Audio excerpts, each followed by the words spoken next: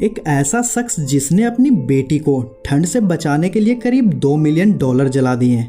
उस शख्सियत की कमाई मैकडॉनल्ड्स के साल भर के कमाई से कई गुना ज़्यादा था।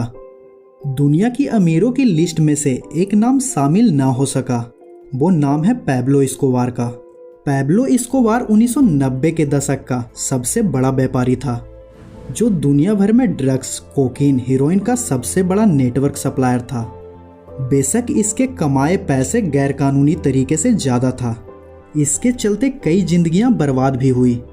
लेकिन 1992 में पैब्लो एस्कोबार करीब $30 बिलियन का मालिक था। अमेरिका के 90% हिस्से के ड्रग्स का सप्लाई पैब्लो एस्कोबार का नेटवर्क ही करता था, और पूरी दुनिया के 80% कंजप्शन का भी।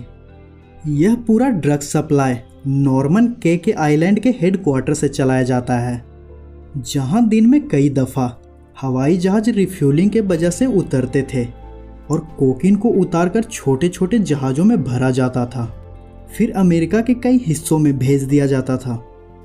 हवाई जहाज का रिफ्यूलिंग हफ्ते में 2 दफ़ा नहीं, बल्कि दिन में 5 से 6 मरतबा हुआ करता था। उस समय अमेरिका में एक दिन में करीब 15,000 केजी ड्रग्स सप्लाई किया जाता था। साल का मान ले तो 5 करोड़ 40 लाख केजी सिर्फ अमेरिका में ड्रग्स की खपत थी।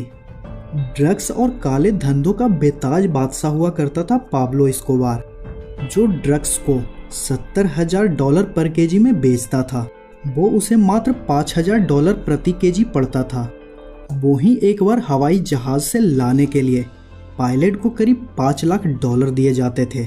कई जगहों पर रिश्वत देने के बावजूद उसे एक दिन का करीब $60 मिलियन का इनकम होता था, यानी कि एक साल का करीब $22 बिलियन। जाहिर है कि इतना सारा पैसा बैंक में तो रख नहीं सकते, इसीलिए इन्हें हार्ड कैश के रूप में रखा जाता था, जिसे बांधने के लिए रोजाना $1,000 के रबड़ बैंड लगते थे। उस हिसाब से साल का $3,65,000 सिर्फ इन्हें पैसों को बांधने के लिए लगते थे। इतना सारा पैसा को इकट्ठा करने के लिए कई बड़े गोदाम बनाए गए थे, जहां बड़े बड़े ड्रम में कैश के रूप में रखा जाता था। रखे गए पैसों के करीब 10% हिस्से चूहे खा जाते थे या पानी के कारण गल जाते थे। बाद में पैब्लो एस्कोबार पैसे को तौलकर रखा करता था, ताकि गिनने का वक्त बच सके।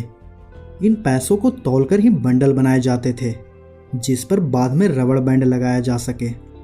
एक मर्तबा पैब्लो पुलिस से बचने के लिए मेडलिन के पहाड़ों पर परिवार के साथ छुट्टियां मना रहा था, जहां अपनी बेटी को ठंड से बचाने के लिए कोई रास्ता ना सूझा तो उसने करीब $2 मिलियन जलाकर आग की गर्मी पैदा की।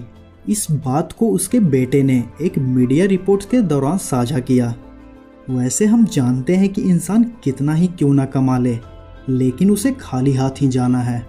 बाद में पैब्लो को पुलिस से मुठभेड़ में मार दिया गया। पैसा जरूरी है, पर कितना? इस सवाल का जवाब आज तक कोई नहीं दे पाया है। मिलते हैं एक ऐसे ही अगली वीडियो में।